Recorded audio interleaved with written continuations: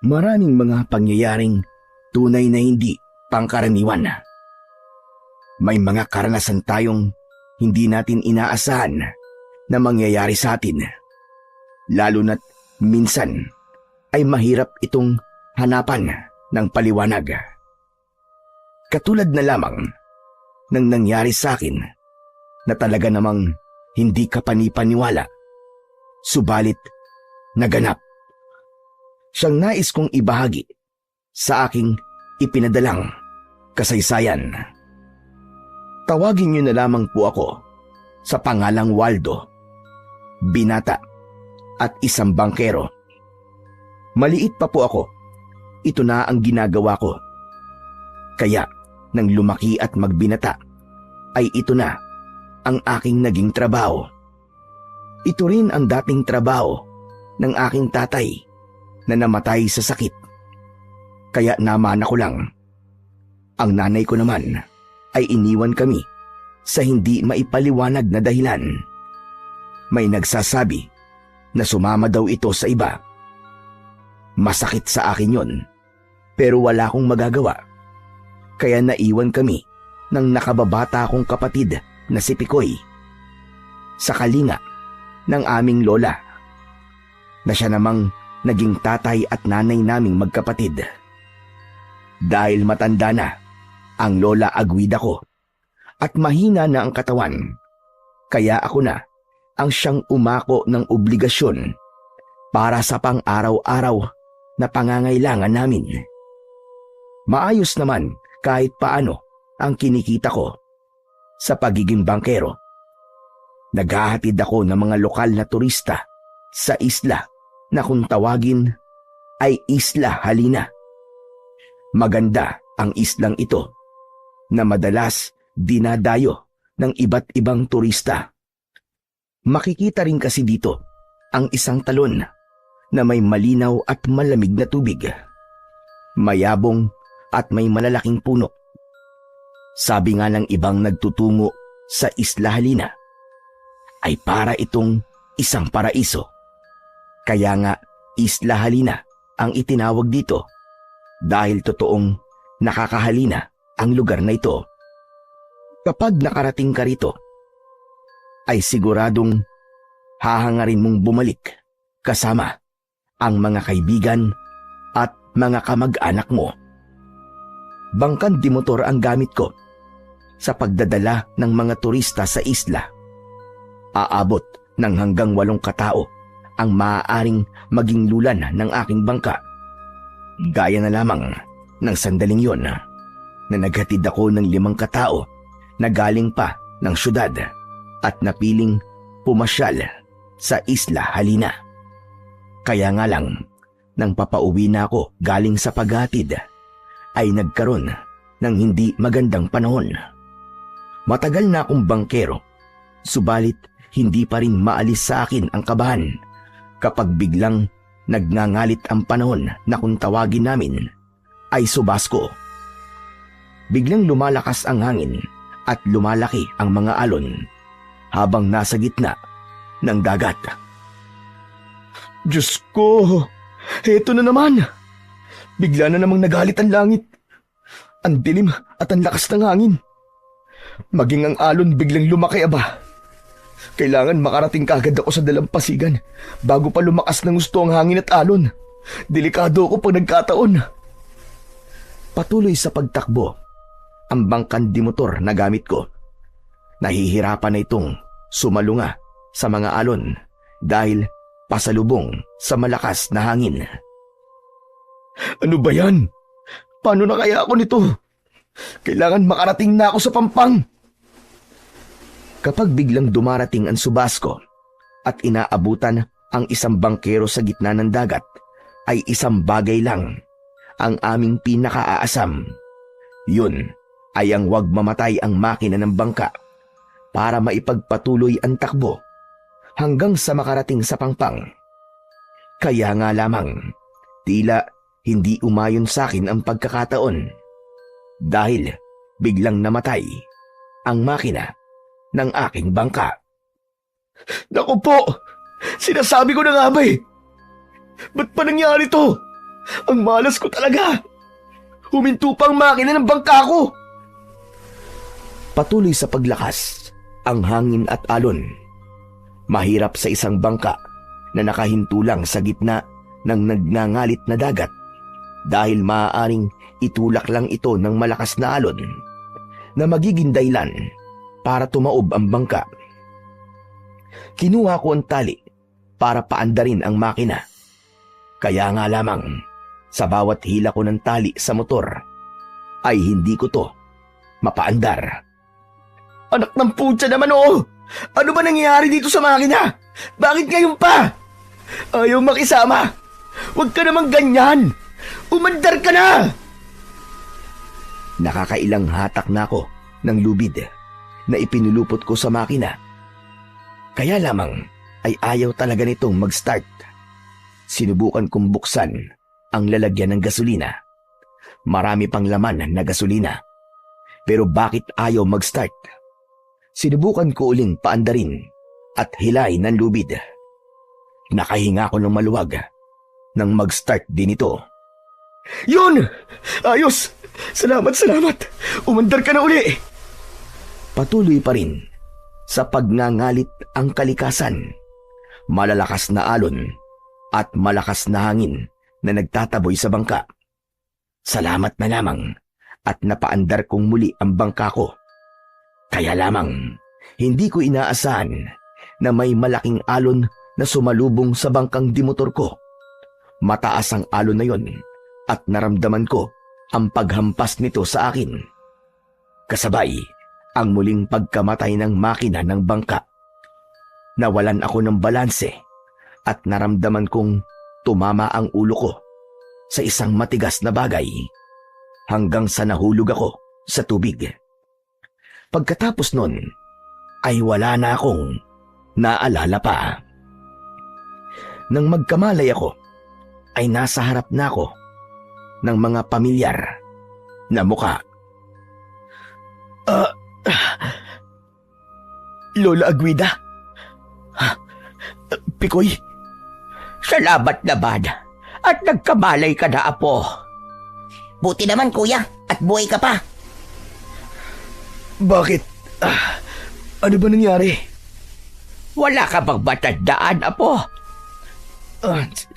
Aray, meron po, Lola. May naalala po ako. Inabutan po ako ng subas ko sa gitna ng dagat pagkatapos ko po magatid ng turista sa isla. Tapos may nangyari po sa akin habang pabalik na ako dito.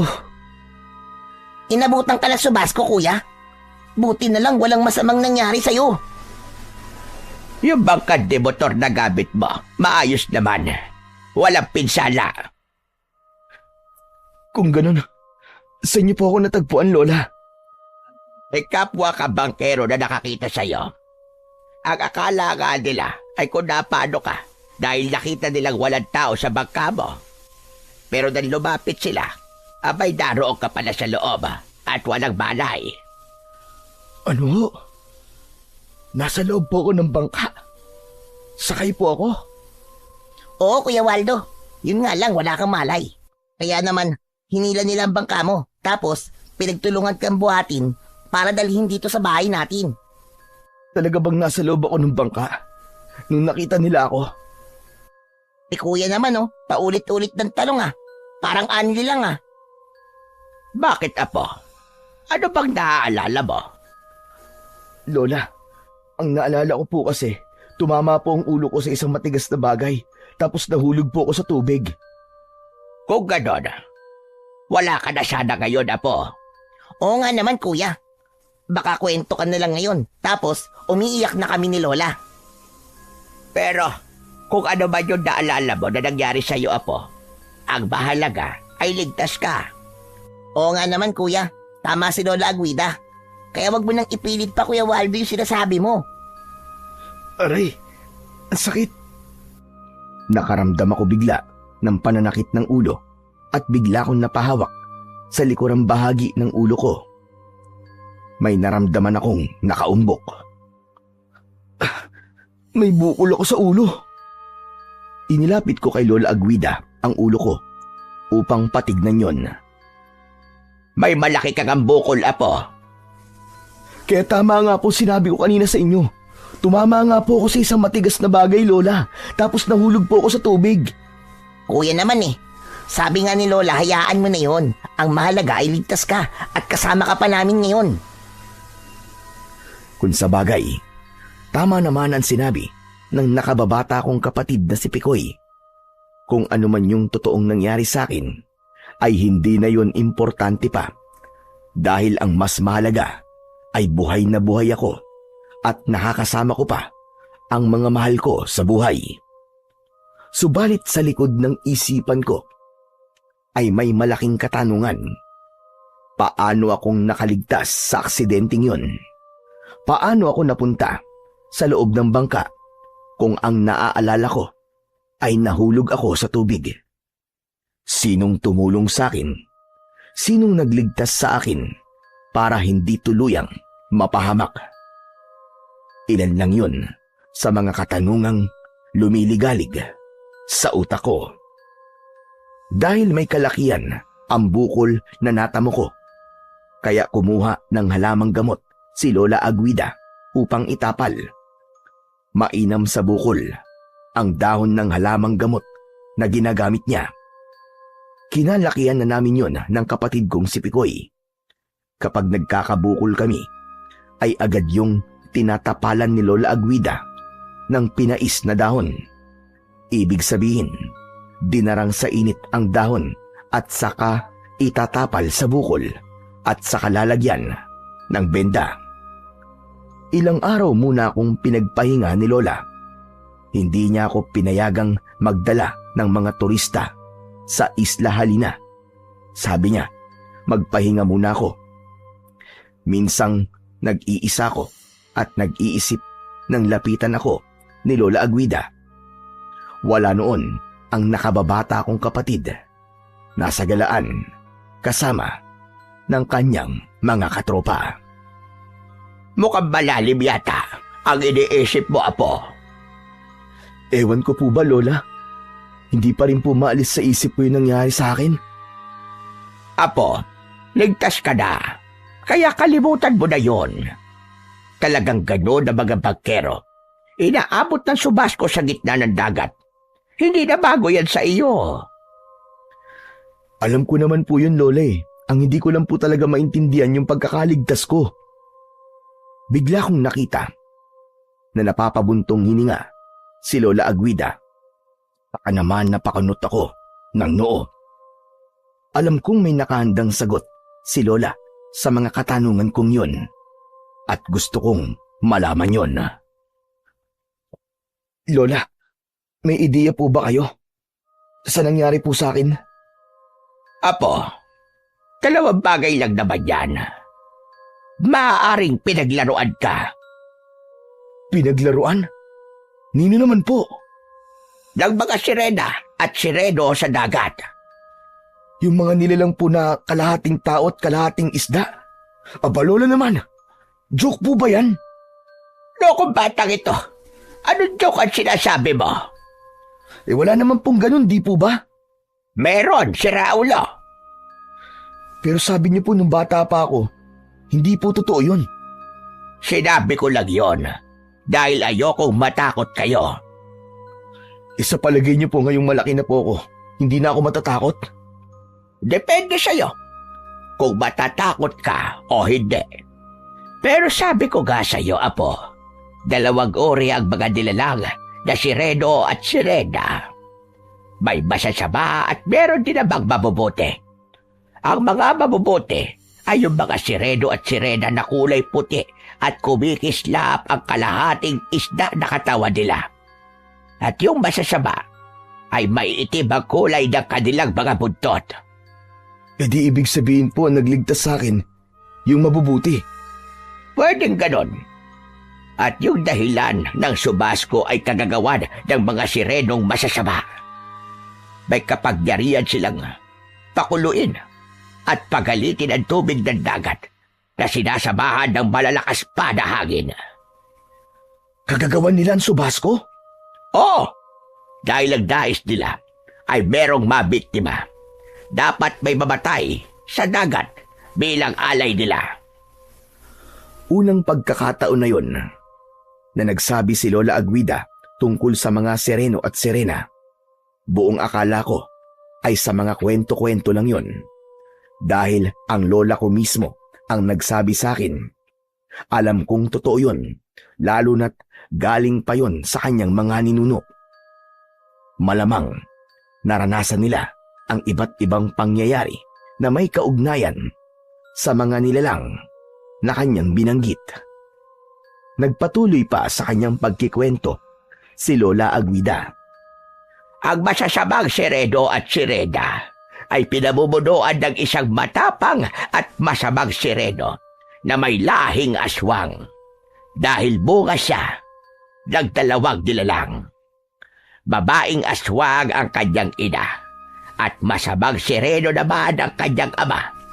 Siya ang sinasabing makapangyariang aswang sa tubig na tinatawag na Berberoka. Ano po? Berberoka? Oo, apo. Berberoka. Isang uri ng halimaw na naninirahan sa tubig at may kakayahang magpalit ng anyo at maging tao. Gaya po ng sinabi niyo, Lola Aguida, posibleng siya ang may kinalaman sa biglang pagngangalit ng alon at malakas na hangin. Oo, tama ka. Ginagamit niya ang kalikasan para sa kanyang masamang plano. Nakakatakot naman pala siya. Ang mahirap ay kapag umibig ang nilalang na Berberoka. Dahil gagawin niya ang lahat para makuha ang babaeng kanyang matitipuhan. Hindi siya handang mabigo. Ba't alam niyo po tungkol sa mga bagay na yan, Lola Aguida? Ikinuwento sa akin ng mga ninuno ko. Dahil sila mismo ay nakasaksi ng mga kakatuwang pangyayari. Kaya nga apo, dapat palagi kang mag-iingat. Dahil ang mga hindi pagkaraniwang nilalang ay lagi lamang dariyan at nakabasid sa mga tao. Naghihintay ng tamang pagkakataon para umatake. Pero Lola, ano po magiging laban ng mga tao sa mga kagaya po nila? Kaya nga dariyan ang mga mabubuting Sereno at Sirena. Sila ang bumabalanse ng mga nangyayari. Sila ang kakampi ng mga tao. Kaya sila ang dapat nating makita at maging kaibigan. Sapagkat sila ang tangi nating pag-asa laban sa mga masasamang nilalang na naninirahan sa ilalim ng tubig, sa dagat man o sa ilog. Magkarugtong ang ilog at dagat, kaya pareho silang matatagpuan sa kahit na anong anyong tubig. Ngayon po, ay mas naging malinaw na sa akin ang lahat, Lola Aguida. Kaya nga tulad na sinabi ko, palagi ka mag-iingat apo. Lalo na kapag nagdadala ka ng mga turista sa Isla Halida. Kadalasan ng mga turista ang unang nagiging biktima ng masasamang nilalang mula sa ilalim ng tubig. Pagkatapos ng mga sinabing yun sa akin ni Lola Aguida, ay nakaramdam ako ng pagkabahala, lalo na't walang nakakaalam kung paano at kailan biglang gagawa ng hindi maganda ang mga masasamang nilalang. Pero dahil pinamumunuan sila ng isang Berberoka, siya ang dapat na mawala dahil tiyak na magiging mahina ang grupo ng masasamang Sereno at Sirena kapag nawala na ang kanilang pinuno. Kaya lamang, sino ba ako para harapin ang Berberoka? Gayong isang simpleng bangkero lamang ako. Sana nga lang ay may dumating sa lugar namin na nilalang na tutulong at magiging manunugis laban sa mga halimaw na aswang na naninirahan sa ilalim ng tubig. Nang sumunod na araw ay naging maayos na ang pakiramdam ko. Kaya pumayag na rin si Lola Aguida para bumalik ako sa pagiging bangkero. Binisita ko ang aking bangka. Muli kong naalala yung sandaling inabutan ako ng subasko sa gitna ng dagat. Salamat na lamang at walang anumang nasira. Kung nagkataon ay magagastusan pa ako, samantalang ilang araw din akong walang kita. Kuya, pwede ka na uling magdala ng turista sa isla? Oo, Pikoy, kailangan eh. Kundi baka wala rin tayong makain. Ngayon na ba, kuya? Oo, pumayag na si Lola Aguida eh. Ay, siya nga pala, kuya. Ano ba yung pinag-usapan nyo kagabi ni Lola? May mga narinig kasi ako kaya lang hindi malinaw. Para bang tungkol sa Sireno at Sirena? Wala yun, Pikoy. May ikinuwento lang sa akin si Lola. Ang daya naman ni Lola. Magkikwento lang din. Hindi pa ako inintay. Sana napakinggan ko rin yung mga kwento niya. Ikaw kasi layas ka ng layas eh. Kaya hindi mo tuloy napakinggan ang mga kwento niya. Itatanong ko na lang sa kanya. Kala mo ha? Yun na ikong ikikwento niya uli. Alam mo naman si Lola Aguida, di ba? Parang panahon yan. Weather lang kung maisipang magkwento. Yun na nga eh. Kaya swerte mo, kuya. Dahil maayos ang timplada ni Lola na magkasama kayo kagabi. Dahil nagkikwento siya sa'yo. Sana, sinare mo naman sa akin. Hayaan mo. Kapag nagkaroon ako ng oras, ikikwento ko rin sa'yo. Promise yan, kuya. Oo, promise. Mamatay ka man. Hala, grabe ka naman, kuya. Bakit ako mamamatay? Ay, sorry, hindi pala. Mamatay man lahat ng masasamang Sireno at Sirena sa ilalim ng dagat. Ano, kuya? Hala, siguro ang ganda ng ikinento sa'yo ni Lola, no? Paborito ko pa naman ng mga kwentong Sirena, pati sa mga aswang at saka mga manananggal. Talaga lang ha? Hindi ka natatakot sa kanila? Siyempre hindi. Atapang-atao yata ako, hindi ako atakbo. Aputol na kamay, hindi atakbo. Aputol na ulo, hindi atakbo. Aputol atutot, atakbo atulin. Si kuya talaga pang-asar eh. Basta kuya ha, hindi ako matatakot kahit ano pang kwento tungkol sa mga maligno at aswang. Ang tapang naman ng kapatid ko, grabe. Hala, naku po. Bakit kuya? Bakit ganyan ang pagkakatitig mo sa akin? Naku po, Pikoy. Huwag kang gagalaw ha. Bakit kuya? Ano bang meron? Nasa likod mo. Huwag kang gagalaw.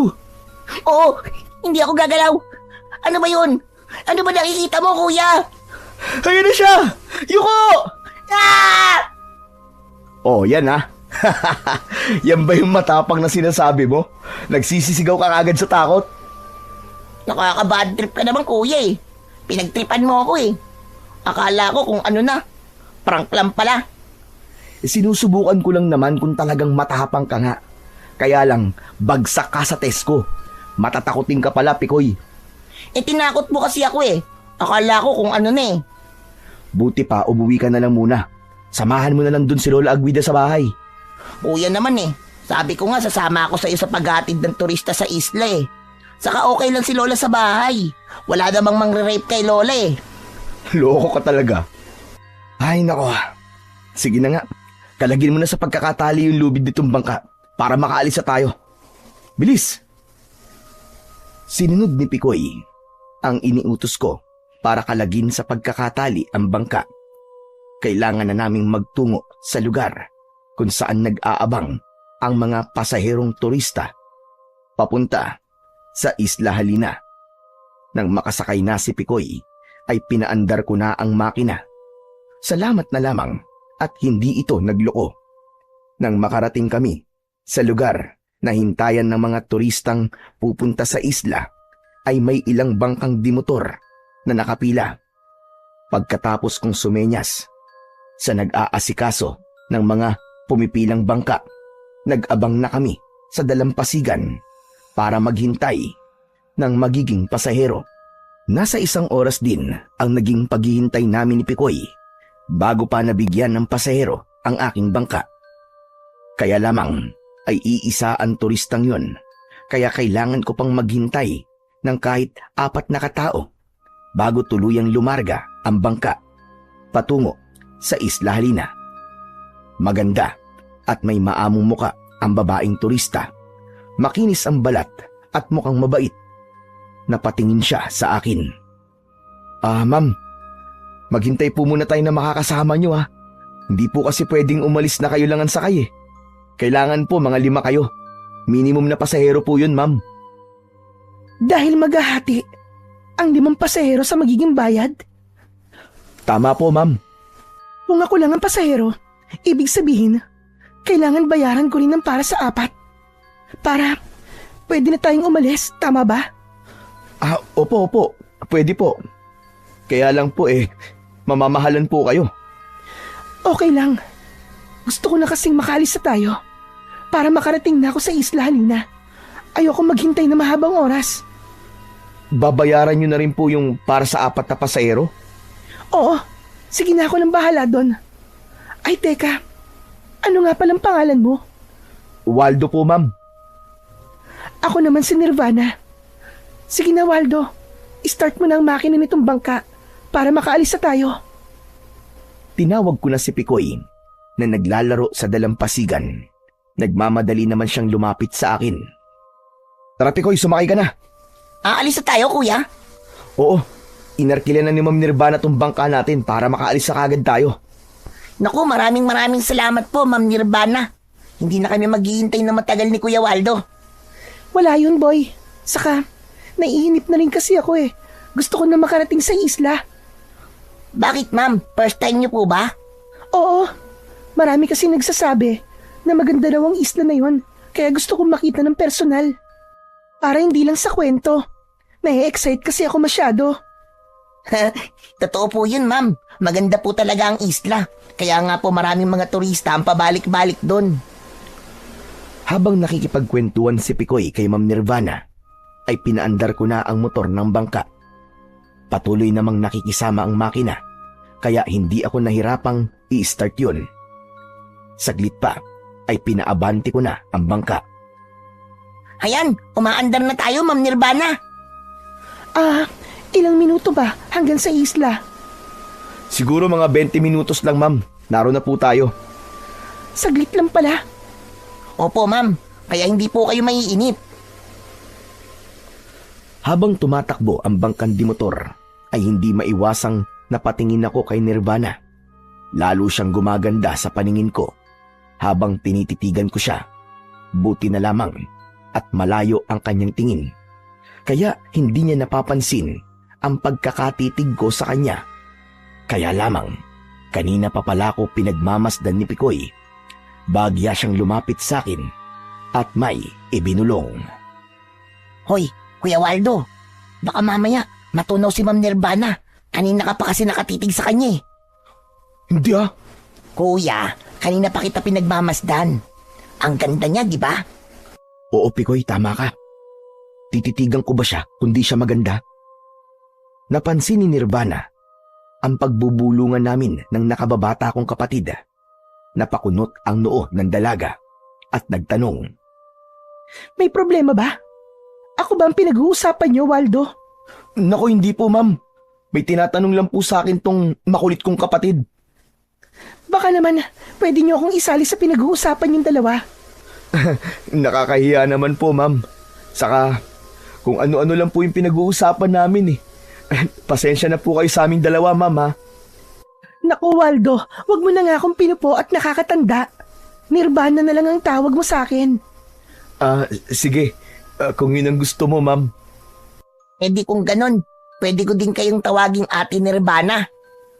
Oo naman, mas gusto ko yun kaysa sa ma'am. Saka hindi naman ako teacher eh. Ate Nirvana, malapit na po tayo sa isla. Wow! Mukhang maganda nga siya. Natatanaw ko na. Saglit pa ay dumaong na sa dalampasigan ng isla ang bangka namin. Naunang bumaba si Pikoy. Nang tumayo na si Nirvana para bumaba, ay inalalayan ko siya hanggang sa makababa ng bangka. Aalis na ba kayo? Pabalik na ba kayo sa pinanggalingan natin kanina? Opo. Oo. Pero maghihintay kami saglit ng turistang galing dito sa isla na babalik na sa kabila. Pwede bang hintayin niyo na lang ako? Hindi naman ako magtatagal dito sa isla eh. Siguro iikot lang ako saglit at babalik na rin. Gusto kong sa bangka mo na rin ulit ako sumakay pabalik, Waldo. Pero, Nirvana, Huwag kang mag-alala. Babayaran ko ng buo yung paggatid niyo sa akin dito sa isla. Maging yung pagbalik ko. Gusto ko lang kasi nakapagtapos na akong gumala dito sa isla ay may masasakyan din kagad ako pabalik at hindi na maghihintay pa. sige ho. Ay, sige po. Ay, sige. Ikaw ang bahala. Sasabihin ko na lang sa ibang kasama ko na inarkilan niyo tong aking bangka. Yan. O sige Waldo, basta wag kayong aalis dito ha. Hintayin niyo ako. Dahil yun ang napagkasunduan namin ni Nirvana, kaya pumayag na rin ako. Pabor sa akin yun. Siguradong may pasahero ako pabalik. Total, hihintayin niyo na rin lang naman ako. Meron sana akong pakiusap sa inyo, Waldo. Ano yun, Nirvana? Eh kung samahan niyo na rin kaya ako, para naman meron akong kausap habang naglalakad at iniikot itong bawat sulok ng isla. Nako, nakakahiya naman. Ano bang nakakahiya doon? Eh ako na nga nagyaya para samahan ako. Kuya Waldo, pumayag ka na. Huwag ka ng QC. Kanina lang, panay ang tingin mo kay Ate Nirvana eh. Ha? Totoo ba yun, Pikoy? Kanina tinititigan ako ng kuya mo. Naku po. At nabuking pa nga. Ikaw talaga, Pikoy. Kung ano sinasabi mo. Nakakahiya naman kay Nirvana, oh. Nirvana, wag ka maniwala dito sa makulit na to. Gumagawa lang ng kwento yan, eh. Kuya naman, walang masama kung nahuli kita kanina na nakatitig kay Ate Nirvana. Sa sobrang ganda ba naman niya, kahit sinong lalaki, mapapatitig talaga sa kanya. Parang ang manika ang mukha niya, oh. Parang isang anghel. Bolero ka pala, Pikoy, ha? Ate Nirvana, hindi po yung pambobola. Totoo pong maganda kayo, Pexman. Kahit matepok pa po ako, hindi po ako nagsisinungaling. Dahil sa mga sinabi ni Pikoy, nakaramdam ako ng hiya kay Nirvana. Pakiwari ko'y nangapal pa ang mukha ko at namula yun. Ibang klase talaga ang kapatid ko.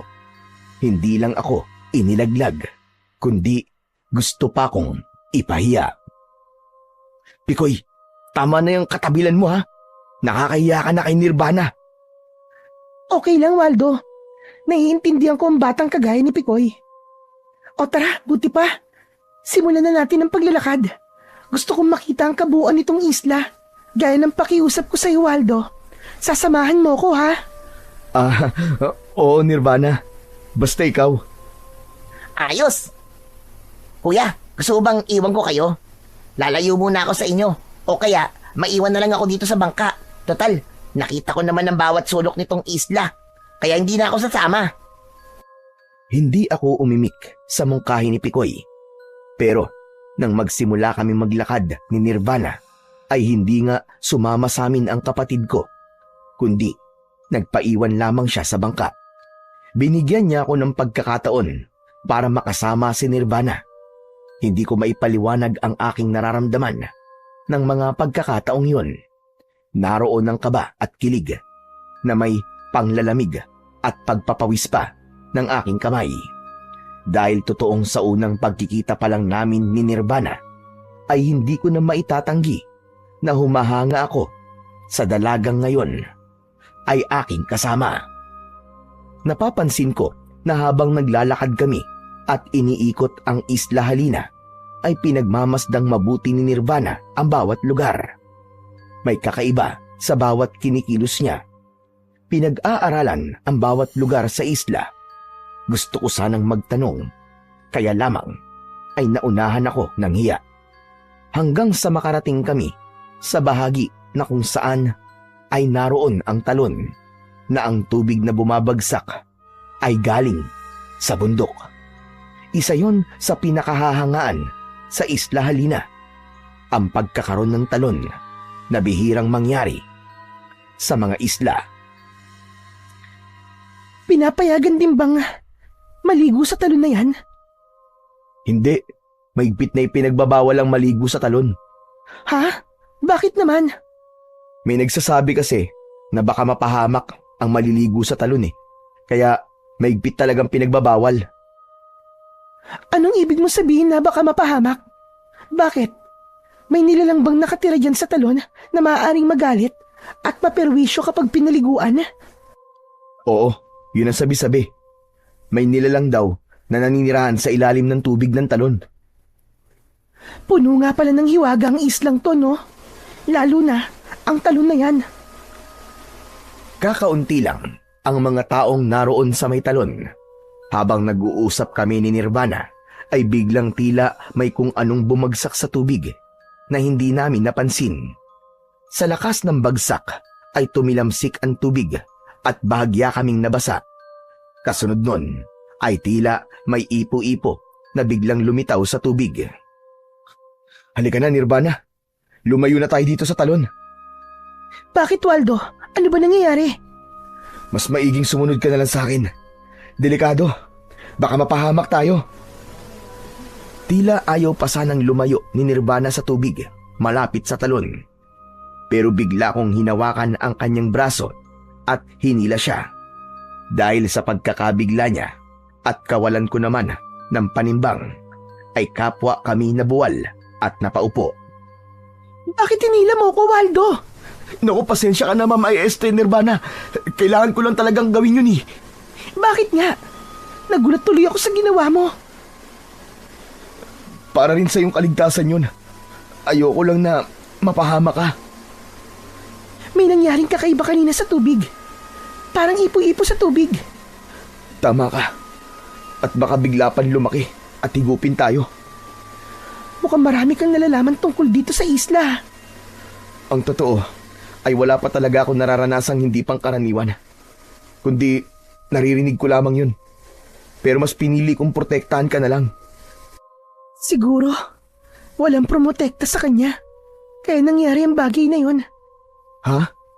Anong ibig mong sabihin, Nirvana? Kaninong walang promotekta? Wala. Kalimutan mo na yung narinig mong sinabi ko. Halika na. Umalis na tayo rito sa talon. Nauna nang lumakad palayo ng talon, si Nirvana at sumunod ako. Nang makalayo na kami sa talon, ay may narinig akong kakaibang ingay galing sa tubig na para bang may mga nagtatampisaw. Napalingon ako, subalit wala namang kakaiba sa tubig. Marami akong naririnig na kwento at bali-balita sa mga kakaibang nangyayari sa Isla Halina. Subalit mahirap paniwalaan ang mga kwento-kwento lamang. Nagmamadali na akong naglakad upang sundan si Nirvana. Pabalik na siya sa bangkang iniwan namin kanina. Uy, tapos na kayo mamasyal, Ate Nirvana? Oo, Pikoy. Aalis na ba tayo? Babalik na ba tayo sa pinanggalingan natin? Oo. Sigurado ka, Nirvana? Hindi pa tayo natatagalan dito sa isla. Ayos na yun. Gusto kong bumalik na tayo. Wala akong magagawa kung yun ang desisyon ni Nirvana. Bangkero ako at arkilado niya ang bangka, kaya siya ang masusunod. Pikoy, tara. Alalayan mo ng Ate Nirvana mo para makasakay na siya sa bangka. Oo, Kuya Waldo. Iniabot ni Pikoy ang kanyang kamay sa dalaga upang makasakay na ito. Inihanda ko naman ang motor para paandarin na yon. Hindi pa rin ako binibigo ng makina dahil sa isang baltak ko lang gamit ang lubid upang paandarin ito ay agad itong nag-start. Kaya walang naging problema. Habang tumatakbo ang bangka papalayo sa isla, ay nakatuon ang pansin ni Nirvana sa isla. May mahigpit na dahilan kung bakit niya binisita ang isla. Yun ang nasa isip ko. Bagamat naroon ang pagtataka ko, ay nahihiya naman akong mag-usisa sa kanya. Ayokong lumabas, napakialamero ko, kaya pinilit kong manahimik na lamang. Subalit hindi ko inaasahan ang kanyang sasabihin habang papalayo kami sa isla. Babalikan ko ang islang yan, Waldo. Marami na pong nagsabi ng ganyan na nagpunta sa Isla Halina. Ate Nirvana, kapag nagbalik kayo, kami uli ni Kuya Waldo ang arkilahin nyo, ha? Oo naman, Pikoy. Huwag ka mag-alala. Dahil kayo talaga nga hanapin ko kapag nagbalik ako rito. Pagbalik mo ba rito, may kasama ka na? Wala. Ako lang uli. bakit hindi mo nalang sinulit yung pamamalagi mo kanina sa isla? Nagmamadali ka pang umalis. May mga kailangan rin kasi akong asikasuhin at kailangan ko makabalik kagad sa syudad. Pero sa susunod kong pagbabalik, ay titiyakin kong hindi na ako nagmamadali. Ayos naman pala eh. Mukhang may mahalaga kang sadya sa isla, Halina. Kaya gusto mong bumalik. Hindi agad nakasagot si Nirvana, kundi isang malalim na buntong hininga ang kanyang pinakawalan. Hindi yun lingid sa akin.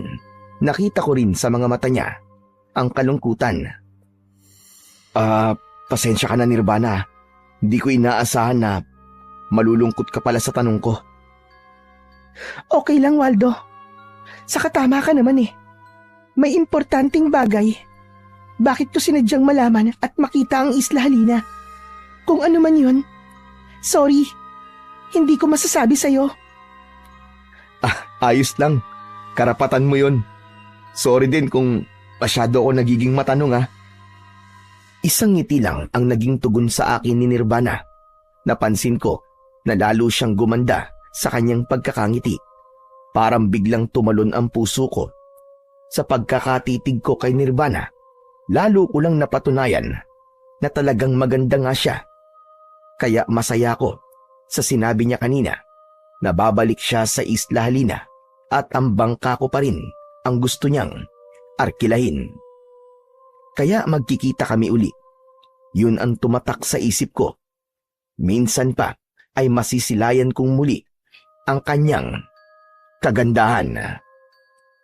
Nagpatuloy ang aming biyahe patungo sa baryo na pinanggalingan namin. Buong akala ko ay magiging maayos na ang paglalakbay namin dahil wala namang problema sa motor ng aking bangka. Maayos ang makina at madaling paandarin. Kaya lamang, nang nasa pinakagitna na kami ng dagat, ay nakapagtataka na biglang nagloko ang motor. Kaya huminto sa gitna ng dagat ang bangka. Ano nangyari, Waldo? Bakit biglang huminto ang makina? Hindi ko rin alam eh. Baka may naging problema. Pambihira naman oo. Wala sa ayos ang makina nitong bangka, Kuya Waldo. Talagang dito pa sa gitna ng dagat tumirik tong bangka mo. Ikaw yata ang dahilang, Pikoy eh. May balat ka yata sa puwit eh. Nako, kaya naman pala. Patingin nga ako ng balat na sinasabi ng kuya mo, Pikoy. Namula ang muka ng kapatid ko. Wari na pahiya kay Nirvana kahit pagbibiro lang naman yun. Si Kuya Waldo talaga oh. Ang sama nito. Nakakahiya naman kay Ate Nirvana. Nagjo-joke lang naman ang kuya mo. Waldo, kumusta na? Okay na ba? Aandar na ba uli ang makina? Teka, inaalam ko pa, Nirvana. Wala naman akong makitang problema sa makina. Full tank din ito at tiniyak ko yun bago kami umalis kanina. Pero bakit bigla na lang namatay ang makina at sa gitna pa talaga ng dagat? Bigla tuloy bumalik sa alaala ko nang minsang abutan ako ng subasko. Pero iba ng mga pagkakataong yun. Walang subasko, walang malakas na hangin, kundi payapa ang dagat. Kaya nga lang, bigla talagang namatay ang makina ng bangka. Maya-maya pa, nakarinig ako ng tila ingay mula sa tubig. Nakita ni Pikoy ang dahilan ng ingay na yon. Sabay turo niya. Kuya! Tignan mo yun oh. Parang umiikot na tubig. Anak ng, naloko na. Kailangan tayong makalayo sa ipo-ipo na yan habang maliit pa. Ha? Bakit, Waldo? Bakit may umiikot na tubig? Katulad kanina sa may talon. Muli ay sinubukan kong paandarin ang motor ng bangka. Natataranta na ako dahil ang nasa isip ko ay dapat mapa-start ko na kagad ang makina ng bangka habang ang umiikot na tubig sa gitna ng dagat ay maliit pa.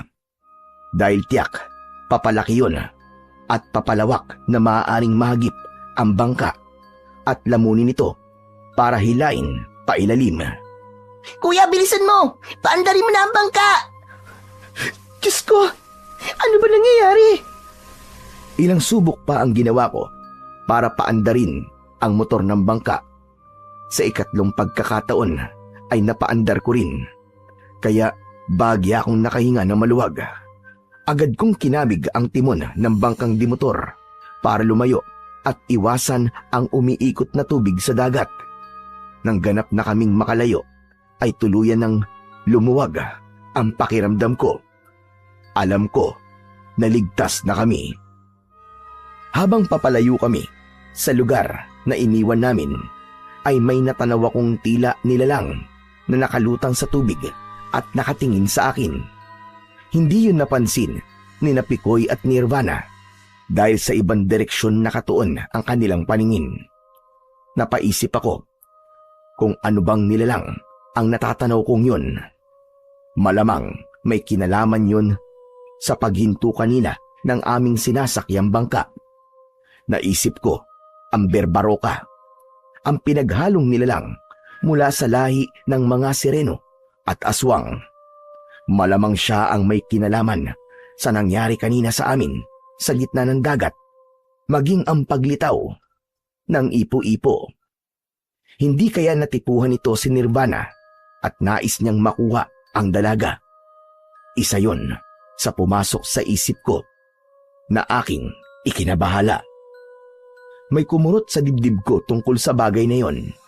Mukhang hindi lang ako ang naakit kay Nirvana, kundi maging ang halimaw sa dagat.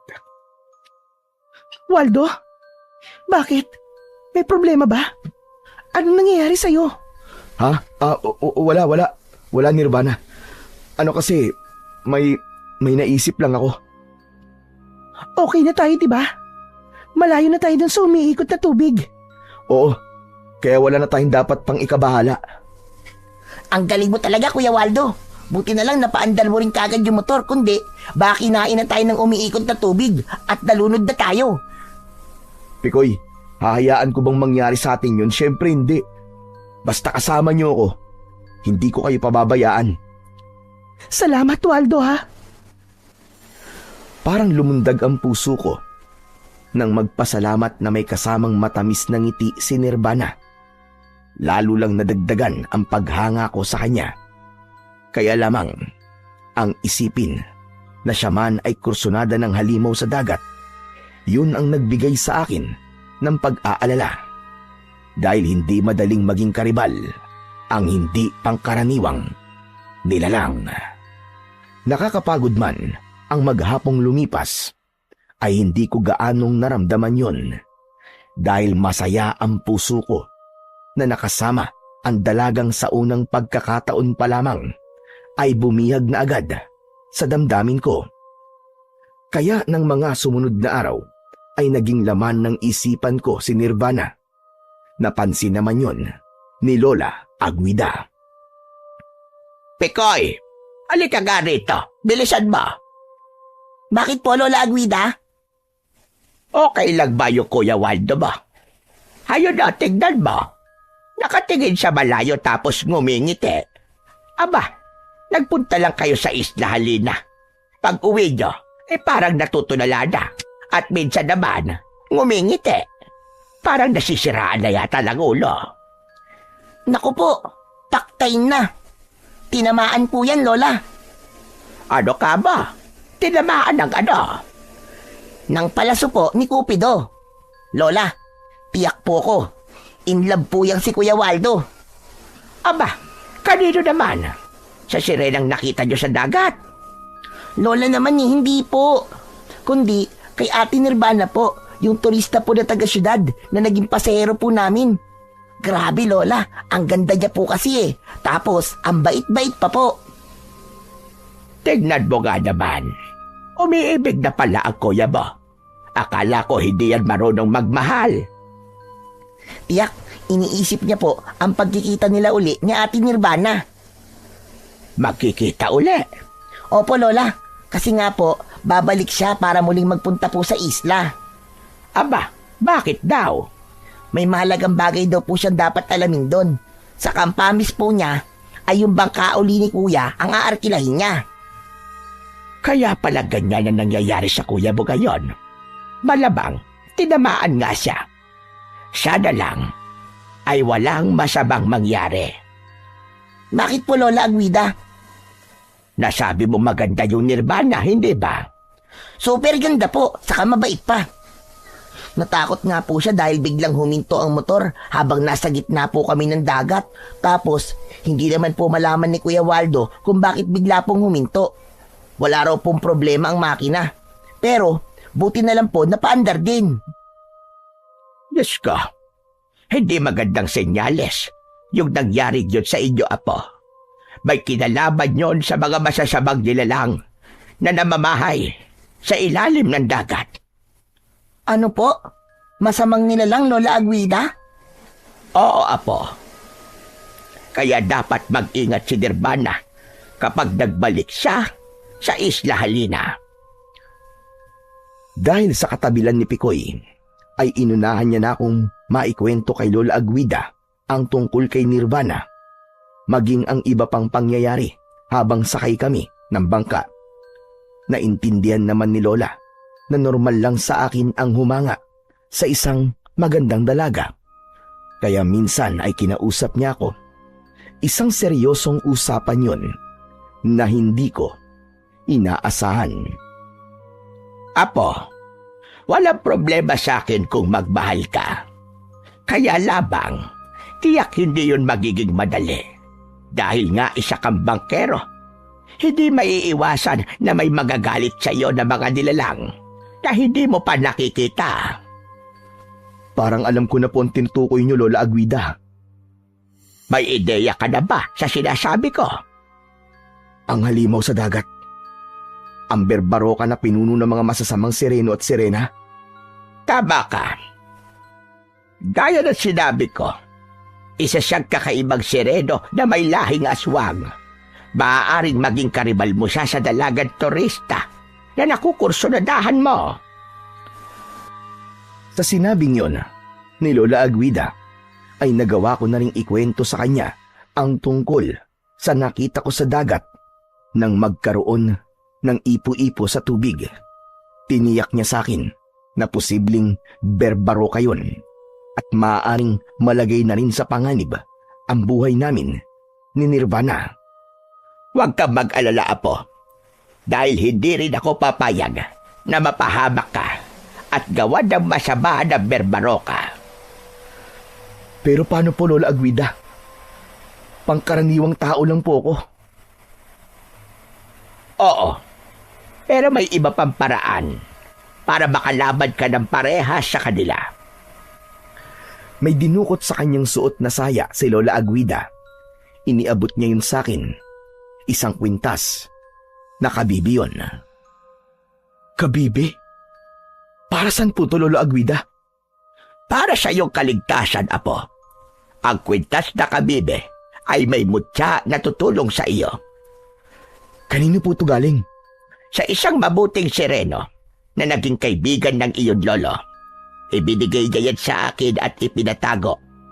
Minsan nang nailigtas dyan ang lolo mo na isang mangingisda. Ngayon, alam ko dapat kong ipasa yan sa iyo. Lalo na't madalas kang nasa dagat dahil sa pagiging bangkero mo. Yan ang magliligtas sa iyo kapag nalagay ka sa paganib. Kinuha ko ang kabibing kwintas na ibinigay sa akin ni Lola Aguida. Pinagmasdan kong maigi yun, subalit wala namang pagkakaiba sa pangkaraniwang kabibe. Isuot mo yan, Apo. Kailangan nasa katawan mo lagi yan. Lalo na kapag maghahatid ka ng mga turista sa Isla Halina. Pwede po bang ilagay ko na lang po sa bulsa ng pantalon ko? Mas mainam kung isusuot mo yan, Apo. Kung ilalagay mo lang sa bulsa, ay maaaring makalimutan mo pang dalhin. Kung suot mo yan, hindi mo makakalimutan. Kaya ang payo ko sa'yo, isuot mo palagi at gawing kwintas. Sinunod ko na lang ang pakiusap ni Lola Aguida. Hindi naman ganun kalaki ang kabibe na palawit ng kwintas, kaya okay lang na isuot ito. Pero itinago ko sa loob ng aking t-shirt para hindi rin ito maging agaw pansin. Basta tandaan mo, Apo, igatan mo ng buong pag-iingat ang kabibigyan. Dahil yan ang magliligtas sa'yo. Kaya wag na wag mong aalisin yan sa katawan mo. Pagkalipas ng 1 linggo, ay nagbalik nga si Nirvana. Agad niya akong hinanap at ipinagtanong-tanong sa mga kasama kong bangkero. Buti na lamang at naroon na ako ng mga sandaling yon. Salamat na lang at narito ka, Waldo. Oo naman. Sadyang inaabangan ko talaga ang pagbabalik mo, Nirvana. Oh, nasan si Picoy? Wala siya ngayon eh. Masama ang pakiramdam kaya hindi na ipinasama ni Lola Agwida. Ah, ganun ba? Wala ka palang kakulitan ngayon. Oo nga eh.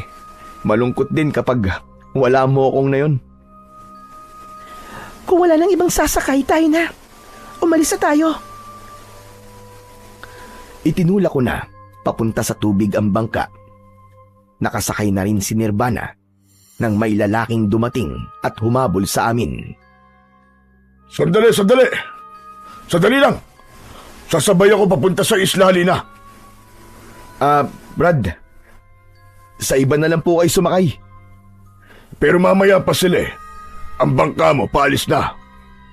Pero kasi, arkilado na ang bangka ko, Brad eh. Inarkila na ni Nirvana. Sa kanya ka makiusap. Miss Maganda, maaari ba akong sumabay? Ako nga pala si Barracuda. Tinignan ni Nirvana ang lalaking nagpakilalang si Barracuda. Nasa mukha niya ang tila pakikiusap, pero abot-abot ang laman ng isip ko na sana hindi pumayag si Nirvana. Ayokong may ibang tao kaming kasama. Sa kapagkakataon ko na rin yun para makausap ang dalaga ng kamilang dalawa. Lalo't wala rin si Picoy. Pigil ang aking hininga sa magiging sagot ni Nirvana. Pwede ba, miss? Kailangan ko kasing makarating na sa isla eh. Sorry po ha. Arkilado ko na kasi itong bangka. Kaya sa iba ka na lang sumakay. Ako lang naman ang sasabay eh. Sige na, miss. Sorry po talaga. Ang gusto ko kasi ako lang ang sakay ng bangka. Kaya maghintay ka na lang sa ibang bangka na papunta na rin sa isla. Sir, paano po? Ayaw po ni Ma'am Nirvana eh. Kaya sumabay na lang po kayo sa ibang bangka. Papaalis na rin naman ang mga yan. Biglang nagbago ang reaksyon ng muka ng lalaking si Barracuda nang hindi pumayag si Nirvana sa pakiusap nito. Pero wala akong magagawa dahil yun ang desisyon ng aking pasahero. Kaya sumakay na rin ako ng bangka at sinimulan ko ng paandarin ang makina. Habang naglalakbay kami papunta sa Isla Halina, ay paminsan-minsan akong nagtatanong kay Nirvana ng ilang bagay tungkol sa kanya. May mga personal at tungkol sa trabaho niya sa syudad. Nalaman ko na nagtatrabaho pala siya sa isang kilalang kumpanya at may magandang posisyon. Ulila na sa mga magulang at may isang kapatid. Kaya nga lang, hindi na raw niya ito ngayon kasama. Wala na siyang ibang sinabi pa. Ayaw ko rin namang magtanong pa ng iba pang personal na bagay tungkol sa kanya. Baka isipin niya pa na pakialamero na ako. Pero sa mga naging tanong ko, ay may sagot siya na talagang ikinatuwa ko. Yun ay kung dalaga pa ba siya o meron ng kasintahan. Wala pa raw siyang kasintahan at syempre, dalagang-dalaga pa raw siya. Bagay na nagpalundag ng puso ko. Nang makarating na kami sa Isla Halina, ay pinili niyang mag-isa lang sa pag-iikot sa isla. Ayaw niya nang samahan ko siya. Siguro dahil kahit paano ay alam na niya ang mga lugar na maaaring puntahan. Naiwan ako sa bangka at doon ay naghintay na lamang ako ng kanyang pagbabalik. Mas matagal si Nirvana sa pag-iikot sa isla. Hindi gaya ng una niyang pagpunta roon. Wala akong magawa kundi ang maghintay dahil tiyak namang babayaran niya ako ng tama. Habang nag-aabang ako sa aking pasahero, ay isang matanda ang lumapit sa akin. Akala ko ay may itatanong lamang siya. Subalit tinitigan niya ako mula ulo hanggang paa. Bagay naman na aking ipinagtaka. Bakit po lolo? May kailangan po ba kayo? Mag-ingat ka, Ginoo. Dahil nakatakdang malagay sa panganib ang iyong buhay. Ho? Ano po ba sinasabi niyo, lolo? Nagpapaalala lamang ako, binata. Sino po ba kayo? Morocco ang pangalan ko. At isa ko sa ilang taon nang naninirahan dito sa isla. Dito ho kayo nakatira? Oo, sa tagun lugar dito sa isla.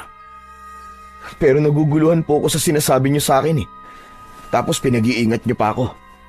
Dahil nakikita ko at nararamdaman ko ang paparating na panganib sa iyo. Lalo na't umahon na siya sa tubig. Sino po? Ang Berbaroka. Umahon na siya sa tubig dahil sa isang babaeng kanyang nakursunadahan. Wala siyang ibang gagawin kundi makuha yon. Dahil ang Berbaroka na mula sa angkan ng sireno at aswang ay pumipili ng babaeng magiging kaulayaw niya taon-taon. Ginagawa niya itong asawa at hindi na nakakabalik sa kanyang mundo. Kung taon-taon po ay pumipili po siya na magiging asawa, ano pong ginagawa niya sa babaeng napipili niya? Pinapatay at ginagawa niyang alay. Iba-iba ang paraan para sa kumuha ng babaeng kanyang nakukursunadahan. Paano po, lo? Ginagamit niya ang subasko para kumuha ng babaeng natitipuan mula sa mga turistang nagpupunta dito sa Isla Halina. O kaya naman ay mga babaeng nakikita niya sa dalampasigan. Basta, marami siyang kaparaanan. Marami kayong alam tungkol sa Berbaroka. Tama ka. Kaya nga kita nilapitan ay upang bigyan ka ng babala, binata. Waldo po ang pangalan ko, Lolo Morocco. Napatingin ang matandang lalaking kausap ko sa suot kong kwintas na hindi ko pala naitago sa loob ng aking suot na t-shirt. Ikaw nga. Ikaw na ngayon, binata. Ho? Ako po, Lolo Morocco? Ano po yun? Ikaw ang siyang itinadhana dahil nasa iyo ang mutya ng kabibe. Nasa iyo ang pag-asa at kaligtasan. Ang magiging tagapagligtas. Ang manunugis. Nangungulimbat. Teka, hindi ko po kayo maintindihan eh. Pero bigay po sa akin ng Lola Aguida ko ang kwintas na to, Lolo Morocco. Magagamit mo yan. Subalit, dapat doblein mo ang pag-iingat mo, Waldo.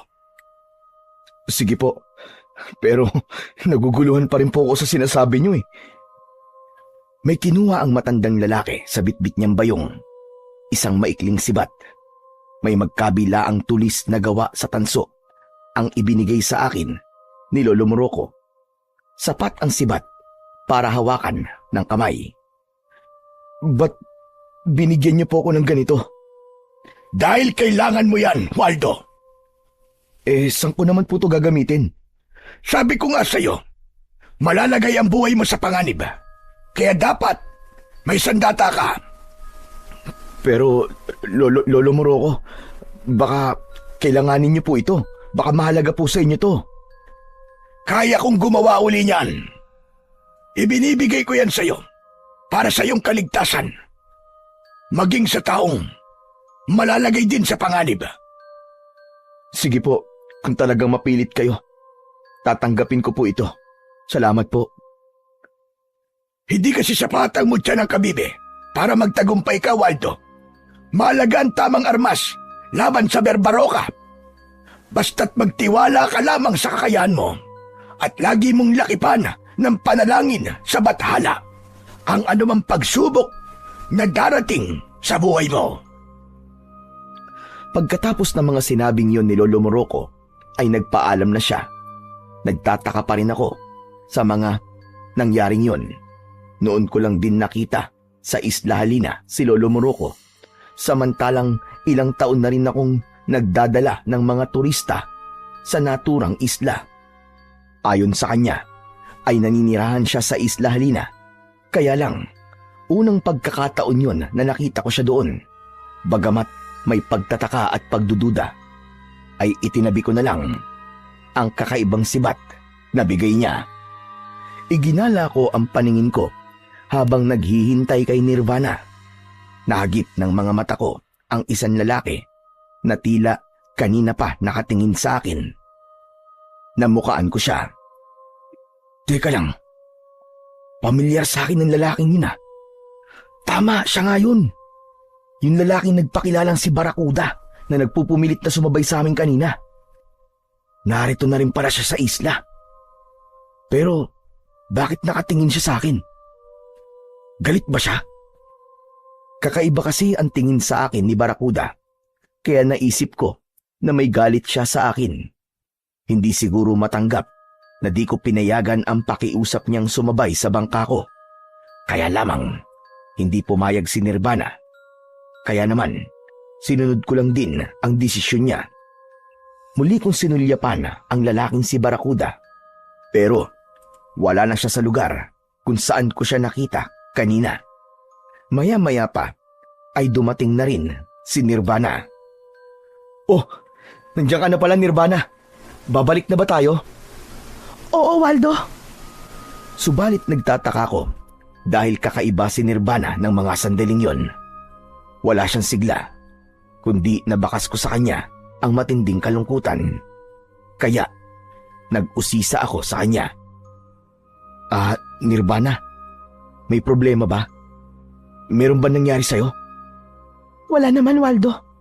Hindi ko lang talaga maiwasang hindi malungkot. Bakit naman? Mukhang bigo pa rin ako. Wala pa rin akong makuha sagot sa mga tanong na nasa isipan ko na siyang dahilan kung bakit ako nagbalik dito sa Isla Halina. Ano ba yon? Baka mamaya may maitulong ako sa'yo. Salamat na lang. Pero ayokong bigyan ka pa ng problema. Tara na. Gusto ko nang umalis tayo rito. Naghanda na ako para paandarin ng bangka. Muli ay tumakbong lumapit sa amin ang lalaking natanaw ko lamang kanina, si Barracuda. Teka, sandali. Sasabay na ako sa inyo. Ikaw na naman? Oo, ako nga ulit ito. Gusto ko na sumabay pabalik. Mamaya pa kasi mga kasama ko eh. Ma'am Nirvana, sasabay daw siya sa atin. Sige na, pasabayin mo na. Total pabalik na tayo. Baka isipin niya masama ang ugali ko. Narinig mo siguro yung sinabi ni Ma'am Nirvana. Pwede ka na rin sumabay, Brad. Salamat. Maraming salamat sa inyo. Lalo na sa'yo. Magandang binibini. Inumpisahan ko ng paandarin ang makina ng bangka. Sa isang baltak ko ng tali sa motor ay agad namang gumana ito. Kaya naman, nagsimula ng gumalaw ang bangka palayo sa isla. Magkakalayo kami sa loob ng bangka. Napatingin ako kay Nirvana na hindi na maalis sa muka ang kalungkutan habang nakatingin sa malayo. Samantalang si Barracuda naman ay napapansin kong sumusulyap kay Nirvana. Nakaramdam ako ng kirot sa damdamin. Mukhang kursunada rin ito ang dalaga. Pero syempre, hindi ako papayag na maunahan niya. Kaya lang, walang sinabi sa akin si Nirvana kung babalik pa ba siya uli sa isla. Hindi ko alam kung huling pagkakataon na ba yun ng pagdalaw niya. Pero sana naman ay hindi. Yun ang sabi ng isip ko. Nagpatuloy sa pag-andar ang sinasakyan naming bangka. Kaya lamang, nang nasa kalagitnaan na naman kami ng dagat, ay tila naulit ang nangyari. Sa hindi maipaliwanag na dahilan, ay biglang namatay ang motor ng bangka. Naku po, nalinti ka na naman. Sinumpong na naman ang makina. Ano ba yan? Namatay na naman ang motor, Waldo. Bakit? Hindi ko nga alam eh. Wala naman ngayon si Pikoy. Ikaw talaga. Wala na nga rito ang kapatid mo. Mukhang gusto mo pang sisihin sa pagkamatay ng makina. Pero, may iba nga pala tayong kasama dito. Ay, Oo nga pala. Sinasabi mo bang ako ang malas? Kaya namatay ang makina ng bangka? Uy, wala akong sinasabing ganun, Brad ah. Yun ang gusto mong palabasin, Waldo. Pero wala akong sinabi. Teka lang. Parang nagagalit ka yata. Ano nga ulit ang pangalan mo? Barakuda ang pangalan niya, Nirvana. Barakuda? Hindi ka sinisisi ni Waldo. Parang yung kasi ang pinupunto niya. Pero kahit na be, di ba pwedeng magpasensya ka na lang? Isa pa, ikaw ang nakiusap na sumabay sa amin. Ayoko lang kasi na niyayabangan ako. Hindi ba pwedeng nagbibiro lang si Waldo? Masyado mo namang siniseryoso. Tumahimik na lamang ako, pero nakaramdam ako ng kasiyahan dahil ipinagtanggol ako ni Nirvana sa lalaking kasama namin sa bangka. Kaya, nag-focus na lang ako para paandarin uli ang motor ng bangka. Subalit, hirap akong mapaandar yon. Huwag mo nang pilitin paandarin yan. Dahil hindi naaandar yan. Mabibigo ka lang. Ano? Paano mo naman nasabi? Dahil ayoko. Ano ba sinasabi mo, Barakuda? Narito tayo sa gitna ng dagat, tapos sasabihin mong hindi naaandar dahil ayaw mo? Oo. Dahil hindi na kayo makakaalis dito. Lalong-lalo ka na, Nirvana.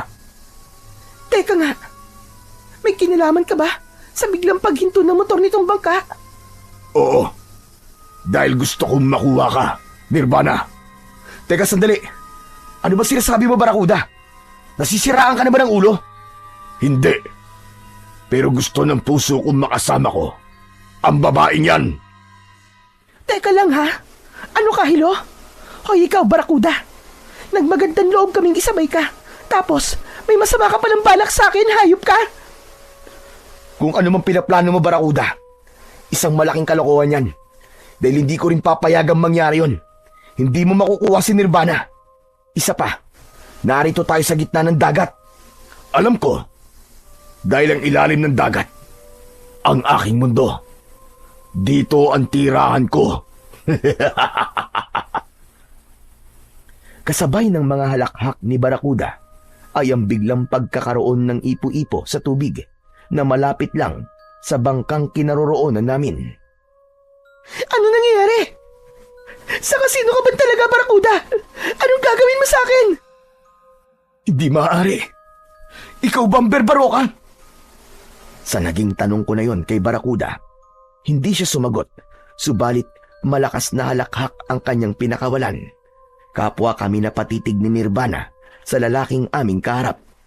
Ganun na lamang ang gulat ko nang magbago ang anyo ni Barakuda. Kumapal ang balat ni Barakuda na katulad ng mga hayop na reptilya. Ang muka ay naging kagaya ng sigbin na may matatalas na ngipin. Ang katawan ay lumaki din. Kasamang lumaki ang kanyang tiyan na katulad ng sa isang palaka. Humahalakhak ang halimaw na nasa aming harapan. Anak ng putya! Ikaw nga ang berbaro ka! Anong berbaro kang sinasabi mo, Waldo? Siya ang pinuno ng mga masasamang sireno at sirena na naninirahan sa ilalim ng dagat. Ang berbaro kang nasa harap natin ngayon ay mula sa pinagsamang lahi ng aswang at masamang sireno. Hindi ko na pala kailangang ipaalam sa inyo kung sino ako. Sapat na ang mga sinabi mo, Waldo. Kaya alam na rin ni Nirvana kung sino ako.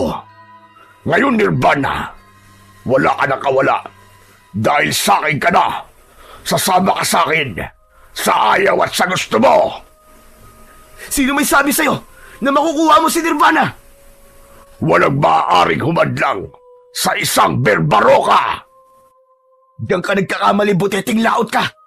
Dahil hindi ako papayag na makuha mo si Nirvana at isama sa iyong masamang mundo para gawing asawang alipin. Nababaliw na nga ang halimaw na yan. Isasama ako para lang asawain at gawing alipin. Kapag ginusto ni Barakuda, yun ang dapat na mangyari. Kaya wala ka nang magagawa pa, Nirvana. Isasama na kita sa aking mundo. Biglang lumundag ang berbaroka na si Barakuda kay Nirvana. Pilit niyang kinukuha si Nirvana upang dalhin sa tubig. Subalit nanlalaban ang dalaga para hindi siya makuha ng aswang tubig na kasama namin. Hindi ko dapat hayaan na madala ng halimaw na yon ang tanging babaeng nagpaibig sa akin. Ipaglalaban ko siya kahit na ano pa ang mangyari sa akin. Kahit nabuhay ko pa ang maging kapalit. Huwag kang mag-alala, Nirvana. Hindi kita pababayaan. Lumapit ako sa kinaroroonan ng dalawa at agad kong pinakawalan ang aking malakas na suntok. Tumama yon sa katawan ng Berbaroka. Kaya lamang, tila hindi man lang ito nasaktan. Hangal! Hindi mo ko kaya. Para ka lamang sumuntok sa pader. Totoo ang sinabi ni Barakuda. Para nga akong sumuntok sa pader dahil sa tigas at kapal ng balat sa kanyang katawan. Nasaktan ang aking kamay pero hindi pwedeng wala akong gawin. Kailangang iligtas ko si Nirvana sa kamay ni Barakuda. Dahil hadlang ako sa plano ni Barakuda na makuha niya ang dalaga, kaya nang makalingat ako ay isang malakas na suntok ang pinakawalan nito na dumapo sa aking muka. Nakaramdam ako ng pagkahilo at nahirapang tumayo kagad. Naaninag ko na sa pilitang hinila ni Barakuda si Nirvana hanggang sa mahulog sila sa tubig at ganap na tangayin ng ipo-ipo patungo sa ilalim ng dagat. Ipinilig-pilig ko ang aking ulo upang kahit paano ay mawala ang nararamdaman ko na hilo. Hindi maaari ito. Tinangay na ni Barakuda si Nirvana. Napaisip ako kung ano ang dapat kong gawin. Ilalim ng tubig yun, hindi ako makakahinga sa ilalim ng dagat. Ikamamatay ko yun panigurado. Maging si Nirvana, mapapahamak siya kapag hindi siya nakahinga. Bigla kong naalala ang suot kong kwintas na kabibe. Ang sabi sa akin ni Lola Aguida, ang kwintas na suot ko ang siyang maaaring tumulong sa akin. Malamang tutulungan ako ng kabibing ito upang makahinga ako sa tubig. Kaya maaari ko sundan si Barakuda. Bago pa ako magdesisyong tumalon din sa tubig, ay kinuha ko ang sibat na ibinigay sa akin ni Lolo Morocco. Naitabi ko yon sa gamit ko na nasa bangka. Kaya kinuha ko ang sibat. Alam kong magagamit ko yung sandata laban sa Berbaroka. Nang makuha ko ang sibat, ay hinawakan ko naman ang kabibing palawit sa suot kong kwintas. Itinikit ko yon sa aking bibig, kasabay ng usal bilang paghingi ng tulong. Buo ang tiwala ko sa kabibe na may taglay na mutya na hindi nito ako pababayaan, lalo na sa pagkakataon na yon. Saka pa lang ako tumalon sa tubig. Naroon pa rin ang ipo-ipo, kaya lumangoy ako patungo roon. Bigla kong hinigop nito pailalim ng tubig dagat. Kung saan man ako dadalhin ng umiikot na tubig, ay hindi ko alam. Pero ang inaasahan ko ay dadalhin ako nun sa lugar na kinaroroonan ni Nirvana. Nang nasa ilalim na ako ng dagat, ay tama nga ang aking inaasahan. Normal lang ang nararamdaman ko sa ilalim ng dagat. Nagagawa kong makahinga. Hanep, hindi ako nalulunod. Malaya ako nakakahinga sa tubig. Kitang-kita ko ang ganda sa ilalim nitong dagat. Ibang-iba ang mga isdang nakikita ko. Pero nasan dito si Barakuda at si Nirvana? Saan ko sila hanapin sa lugar na ito? Habang nasa ilalim ako ng dagat at hinahanap sina Nirvana at Barakuda, ay biglang pumasok sa isip ko sina Lola Aguida at Picoy. Tiyak na lubha na silang nag-aalala sa akin. Wala pang Kuya Waldo mo, Picoy. Oo nga po, Lola Aguida. Bakit kaya hindi pa siya dumarating? Diba sabi ko sa'yo, ay puntahan mo doon sa may dalampasigan. Doon sa daungan ng mga bangka galing sa isla. Lola, doon nga po ako galing eh. Kahit nga masama po ang katawan ko, nagpunta pa rin ako dun eh. Wala ba doon talaga, kuya ba?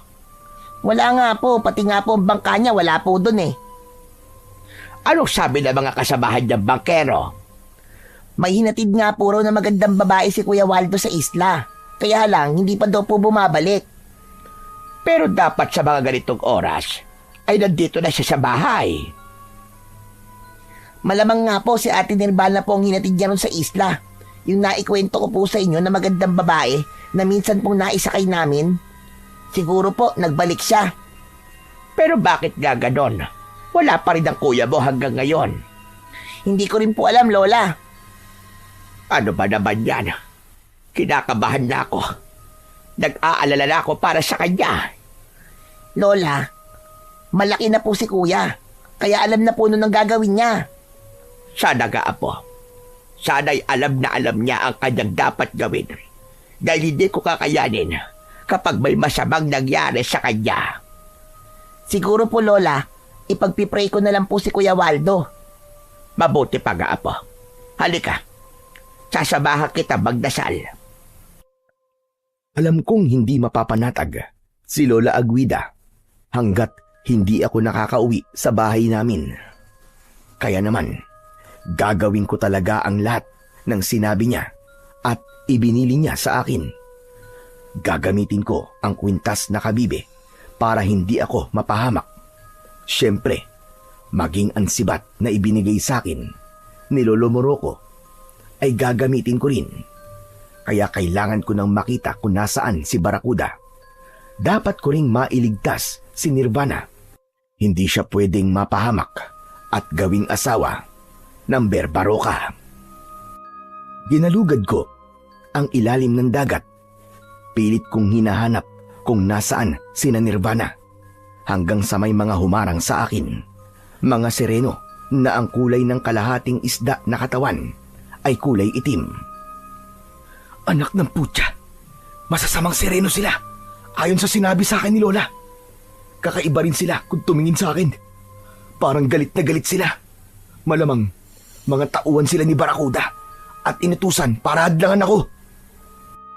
Hindi nga ako nagkamali. Dahil bago pa ako nakakilos, ay umatake na ang mga ito. Wala silang dalang anumang armas. Ang tanging gamit nila sa pakikipaglaban ay ang kanilang mga kamao at ang buntot ng isda na pinanghahampas nila sa akin. Mahusay silang lumangoy at magpaikot-ikot sa tubig. Kaya ginaya ko na lamang sila ang magpasirko-sirko sa tubig habang nakikipaglaban. Pero lamang ako sa mga itim na sirenong nakasalubong ko dahil may taglay akong sibat. Kaya ito ang ginamit ko para harapin sila. Ibinaon ko sa kanilang katawan ng sibat na aking hawak. Nagkukulay pula ang tubig dagat dahil sa mga sugat na nakukuha nila mula sa akin sibat.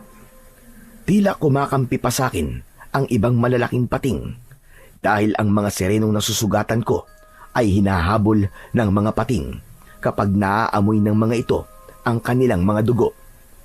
Kaya naman, nabawasan ang mga sirenong lumapit sa akin. Natakot na ang iba sa kanila dahil kapag sila'y nasusugatan ay hindi na ako ang kanilang makakalaban, kundi ang mga mababangis na pating na sumusugod sa kanila dahil naaamoy nga ng mga ito ang kanilang dugo. Hanggang dyan lang pala kayo eh! Mga duwag na sireno! Mga mababangis na pating lang pala ang katapat nyo. Tama lang sa inyo yan!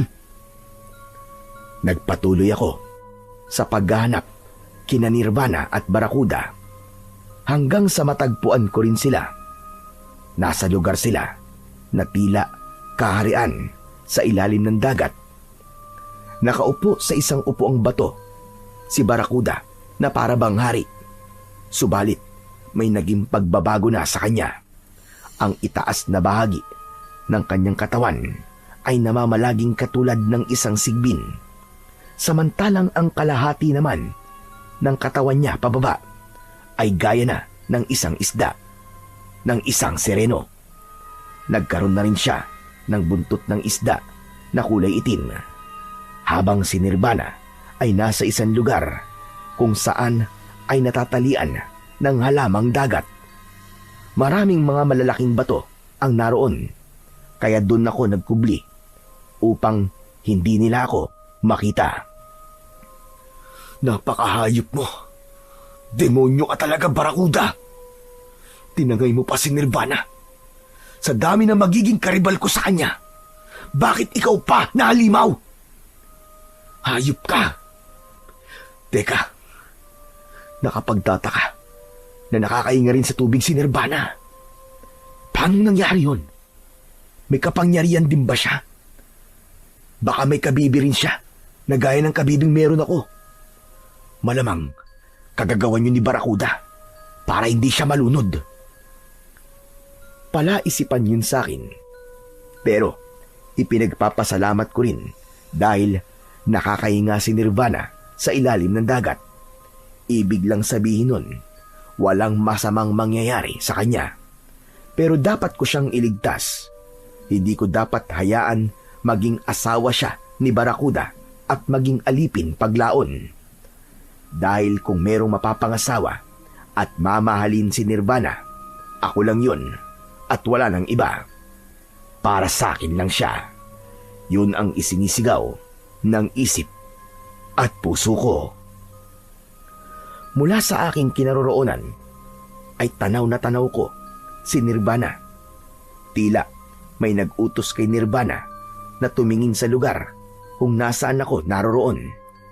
Kaya naman nakita niya ako.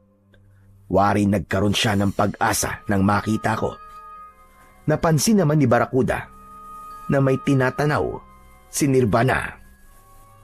Anong tinitignan-tignan mo, Nirvana? Wala, Barakuda. Wala akong tinitingnan. Nararamdaman kong may nakita ka na hindi ko nakita.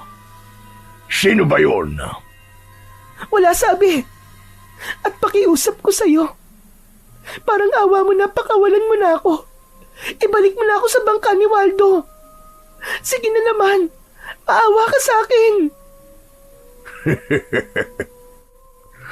Ayokong babanggitin mo ang pangalan ng lalaking yun.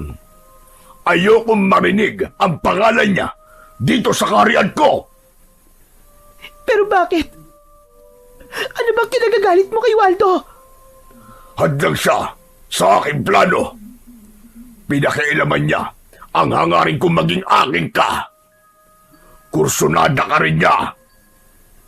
Baliw ka, Barakuda! Baliw ka! Baliw! Hindi ako iibig sa isang katulad mo. Kahit na ano pang mangyari sa akin. Ayaw mo bang maging reyna dito sa aking kaharian? Para ano? Para pagkatapos mo makuha ang gusto mo at pagsawaan ako, ay papatayin at gagawin pagkain ng mga halimaw na narito sa ilalim ng dagat. Hindi mangyayari yun. Hindi mangyayari yun. Ang totoo, Nirvana, may nilalang na akong nakuha na katulad mo. Maganda rin, kaakit-akit, at halos katulad mo. Katulad ko? Ibig mong sabihin kamukha ko? Oo, at kasing tapang mo rin siya. Si Ivana? Si Ivana? Siya ba ang tinutukoy mo? Tama, siya nga. Siya ang babaeng sinasabi ko sa'yo. Nasaan siya? Nasaan siya? Ilabas mo siya! Bakit mo hinahanap ang nilalang na matagal nang wala? Pinatay mo siya? Ayop ka! Pinatay mo siyang demonyo ka! Ikaw ang dahilan nang hindi niya na pag-uwi sa amin! Teka, sandali. Kilala mo siya? Oo! Kilalang-kilala ko siya! Dahil kakambal ko siya! Siya ang kapatid kong nawawala na matagal ko nang hinahanap. Kaya ako nagpunta sa Isla Halina upang alamin ang tunay na nangyari sa kanya. Ngayon, alam ko na ang katotohanan tungkol sa kanya. Demonyo kang hayop ka! Ikaw pala ang dahilan, hayop ka! Ikaw ang pumatay sa kakambal ko! Tignan mo nga naman. Kakambal ka pala niya. Kaya pala kasi ganda mo siya. Iba ang pang-akit yung taglay dahil pareho yung nakuha ang loob ko at paghanga ko. Kaya pareho ko kayong matitikman. Ulol ka ba? Anong sinasabi mo? Hindi ako papayag na ako naman na maging biktima mo. Dahil may paglalagyan ka, Barakuda! Ang lakas ng loob mong sabihin yan. Wala pang nilalang na maaaring pumantay sa kapangyarihan ko. Kaya walang sino man ang maaaring tumapos sa akin. Yun ang akala mo. Kung ang sinasabi mo ay ang lalaking kasama mo sa bangka, kahangalan yun. Dahil hindi siya maaaring makarating dito sa akin daigdig. Hanggang ibabaw lang siya ng tubig. Dahil dun sa lupa ang kanyang mundo. Mamamatay siya sa pagkalunod kapag nagpunta siya rito. Mula sa aking kinaroroonan, ay nakagawa ko ng paraan upang makalapit sa kanila. Kaya, dinig na dinig ko ang kanilang naging pag-uusap.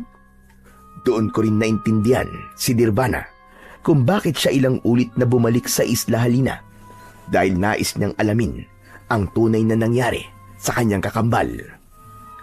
Hindi na pala ito nakabalik nang magtungo sa isla. Si Barakuda, siya ang may kagagawan.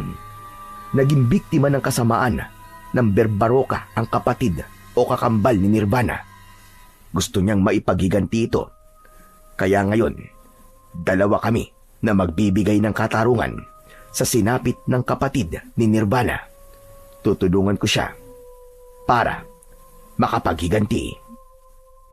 Dahil ang mata ni Nirvana ay nakatuon sa akin, kaya naman sinundan ni Barakuda ng tingin yun. Kaya nakita rin niya ako. Ang hayop na yun! Nandito siya! Paano siya nakarating dito? Nagnitngit sa galit si Barakuda na biglang napatayo sa kanyang pagkakaupo. Samantalang nagmamadali naman akong humanap ng batong mapagkukublian. Narinig ko pa ang isinigaw nito. Mga kawal na sireno! Hanapin niyo ang nilalang na tagalupa! Dakpin siya at iharap sa akin! Bilisan niyo! Alam kong hindi ako malulunod sa tubig dahil sa mutya ng kabibe. Pero mahihirapan akong magtago. Hindi ko rin alam ang pasikot-sikot sa lugar na yon. Kaya naman, nakaramdam ako ng pagkataranta sa dapat kong gawin. Mahirap mapagtaguan at matakasan ang mga sireno na hahanap sa akin.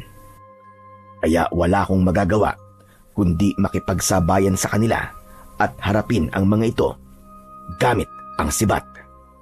Humanap ako ng mapagkukublian, subalit magiging pansamantala lamang yon. Ano kayang dapat kong gawin?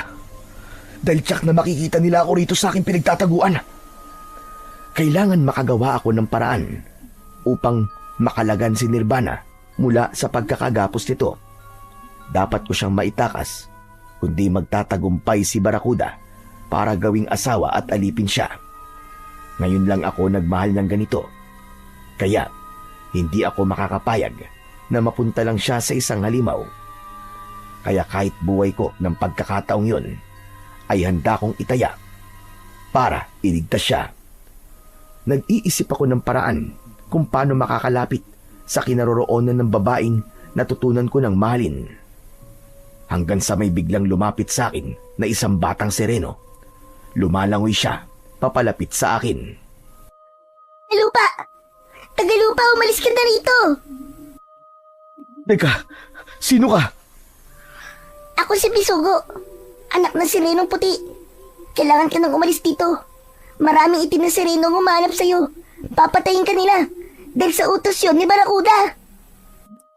Hindi ako maaaring umalis dito na hindi ko kasama ang kaibigan ko. Anong sabi mo?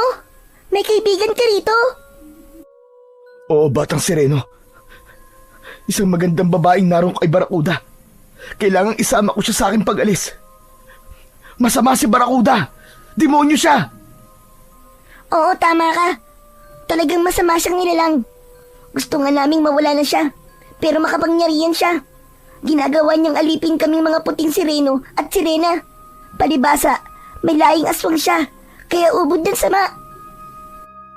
Kaya naman, gusto ko na rin tapusin ang ginagawa niyang pagpapahirap sa inyo.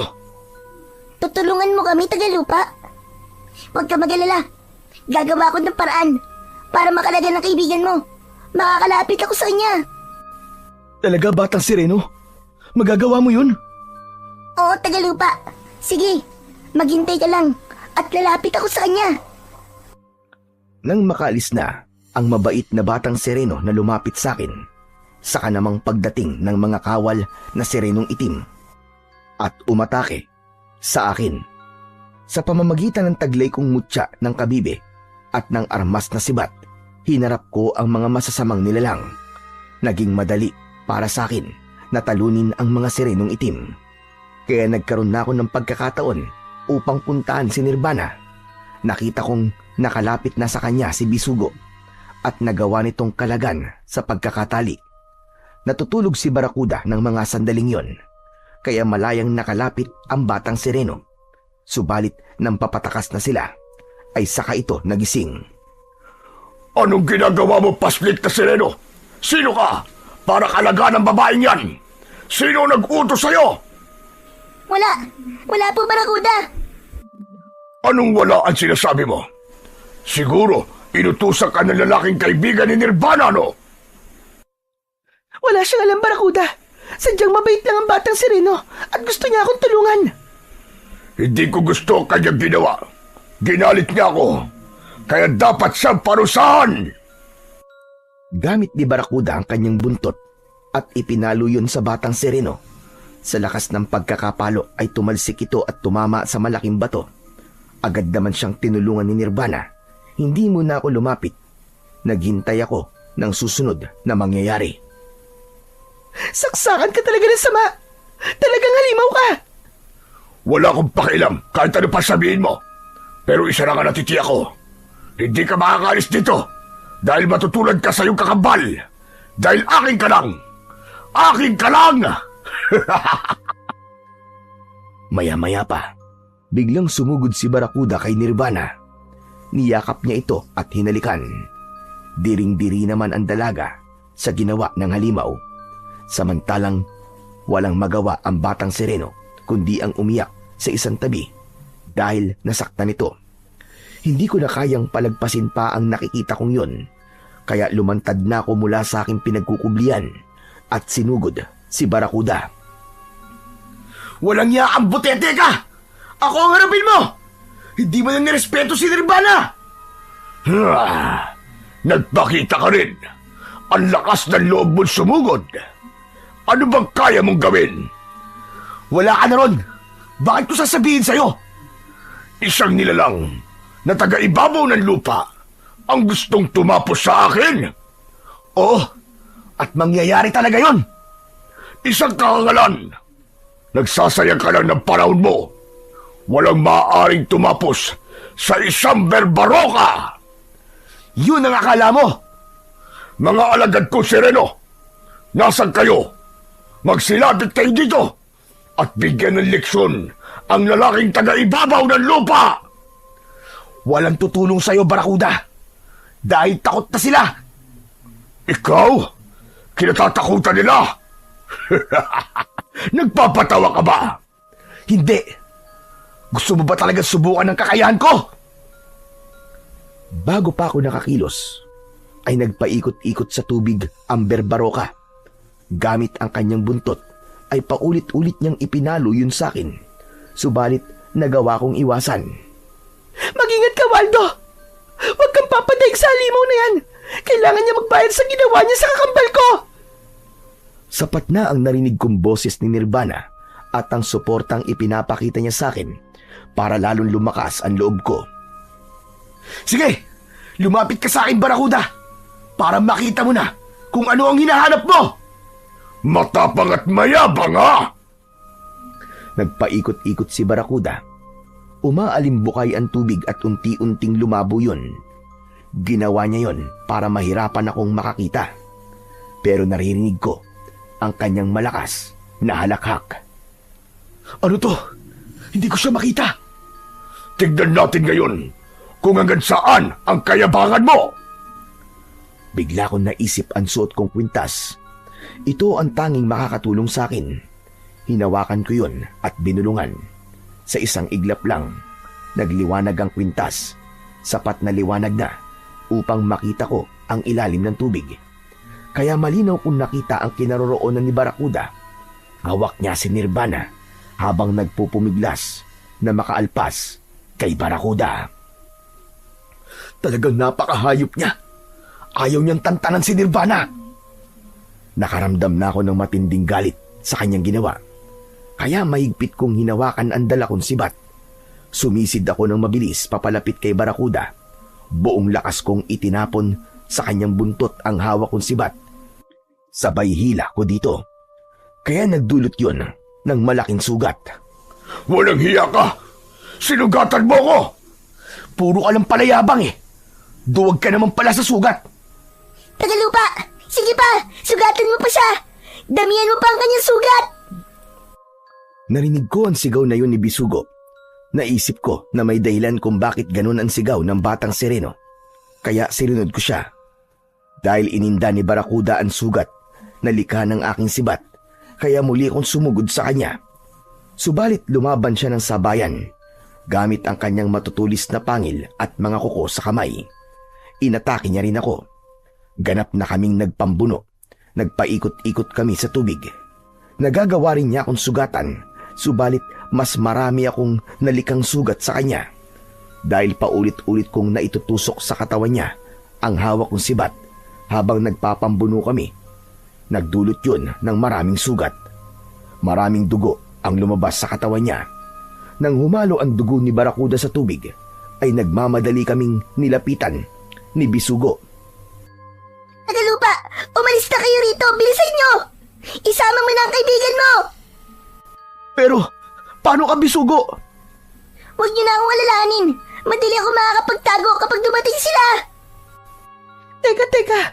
Sino ba ang darating? Ang mababangis na tigring pating! Tiyak! Naamoy na nila ang kumalat na dugo ni Barracuda! Kaya wala na siyang kawala ngayon! Sige na, iwan niyo na ako! Ako na ang bahala sa sarili ko! Wala mangyayaring masama sa akin! Sige na, umalis na kayo! Tinunod namin ang sinabi ng batang Sereno.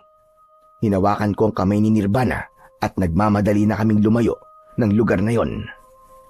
Habang papalayo kami, ay may nakita kaming grupo ng mga malalaking isda. Mga pating! Sila yung tigring pating na sinasabi ng batang Sereno. Patungo sila sa pinanggalingan natin. Tama si Bisugo. Ang mga pating na yan ang tatapos kay Barracuda. Marahil hindi sakop ng kanyang kapangyarihan ang mga tigring pating. Ganun na nga. Habang papalayo kami, ay narinig namin ang tila malakas na sigaw. Napalingon kami ni Nirvana sa pinagmumula ng sigaw. Kaya lang, wala na kaming matanaw, kundi ganap nang lumabo ang tubig at nagkulay dugo na ito. Nangyari na marahil ang sinabi ni Bisugo. Inatake na si Barracuda ng mga tigring pating na siyang katapusan na rin ng kanyang kasamaan.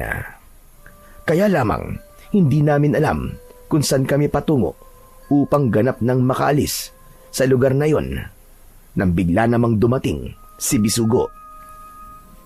Wala nang hambog na si Barracuda. Tinapos na siya ng grupo ng mga rebelding tigring pating. Ng kasamaan niya. Tama lang yun sa kanya. Bisugo, hindi namin alam kung saan kami dapat lumabas patungo sa ibabaw ng tubig eh. Halika kayo, sumunod kayo sa akin. Ihatid ko kayo sa bukana patungo sa ibabaw ng dagat. Nagmagandang loob ang batang Sereno na naging kaibigan ko. Inihatid niya kami patungo sa ibabaw ng tubig dagat. Nang makarating kami ron, ay ganun na lamang ang pagtataka ko dahil malapit yun sa aming bangka. Halos hindi lumayo ang bangka at namalagi ito sa gitna ng dagat. Humawak kami sa katig at tinulungan ko si Nirvana na makaakyat at saka lumipat sa loob ng bangka. Nang pareho na kaming nakasakay, ay pinaandar ko na ang makina ng motor. Kaya agad rin kaming nakarating sa dalampasigan. Naroon at naghihintay sina Lola Aguida at Picoy nang dumaong ang aming sinasakyan. Diyos ko, salamat naman at nakabalik kayo ng ligtas. Kuya, ano nangyari sa inyo ni Ate Nirvana? Mahabang kwento, Pikoy. Ang importante ay ligtas kami ni Nirvana. Nabigyan na rin niya ng katarungan ng kanyang kakambal na naging biktima ni Barakuda. Tika kuya, ano ba sinasabi mo? Saka ko na lang ikikwento sa'yo. Maraming salamat, Waldo. Utang ko sa iyo ang buhay ko. Babalik ka na ba ng syudad, Nirvana? Oo, pero huwag kang mag-alala. Kahit tapos na sadya ko dito sa isla, dahil alam ko na ang totoong nangyari sa kakambal ko, may bagong rason naman para muli akong bumisita rito. At dahil yun sa'yo. Ayos! Nakarami ka talaga ng pogi points, kuya. Babalik si Ate Nirvana dahil sa'yo. Dahil alam kong meron akong dapat na balikan. Lumukso ang puso ko at namutawi sa labi ko ang malaking ngiti. Bago pa kayo laggamin, mabuti pa idaon nyo na ang bangka at nang makauwi na tayo kasama si Nirvana para makarating na rin siya sa bahay natin. Para pagbalik niya rito, ay alam niya na yung puntahan. Tama ka dun, Lola Agwida. Pagkatapos naming maidaong ng maayos ang bangka, ay nauna nang naglakad sina Lola Agwida at Pikoy. Sumunod kami ni Nirvana. Habang naglalakad, ay hinawakan ko ang kanyang kamay. Gumanti ang pagkakahawak niya at mahigpit yun. Hindi ko na kailangan magtanong pa kung anong nararamdaman niya para sa akin. Sapat na ang mahigpit niyang hawak sa kamay ko upang matiyak ang damdamin niya na gaya ng nararamdaman ko para sa kanya. Walang iba kundi pag-ibig. Sadyang may mga bagay at pangyayaring mahirap ipaliwanag at maunawaan. Dahil sa buhay natin, may mga hiwagang hindi natin inaasahan, subalit nangyayari. Maging sa pinakamahirap mang sitwasyon ng buhay, ay nagkakaroon pa rin ng puwang ang tunay na pagmamahalan upang magbigay saya at inspirasyon sa atin.